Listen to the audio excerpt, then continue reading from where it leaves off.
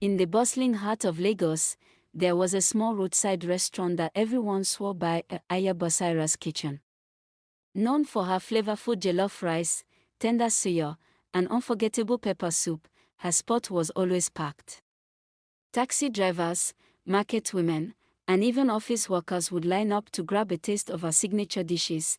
Aya Basira, a stout and sharp-witted woman in her late 50s, was known for her warm smile and secretive demeanor.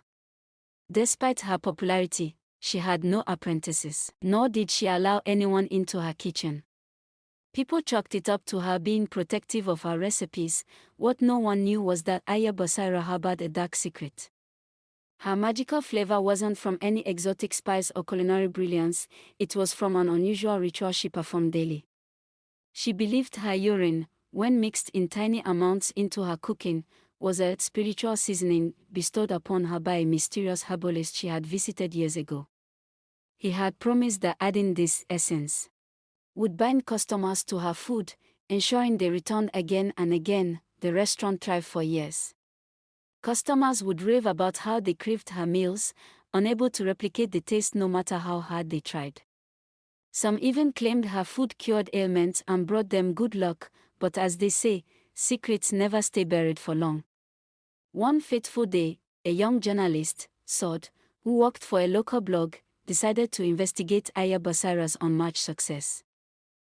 She befriended one of the restaurant's suppliers and convinced him to let her sneak into the kitchen after hours. What Sod discovered shocked her to her core. Hidden behind the stove was a small clay pot labeled Essence of Favor, and beside it was a bowl of liquid that Sod quickly identified as urine. She took pictures and fled the scene, torn between exposing the truth and the fear of backlash from Aya Basira's devoted fans.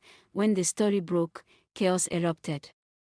Loyal customers refused to believe the allegations, while others swore off her food in disgust.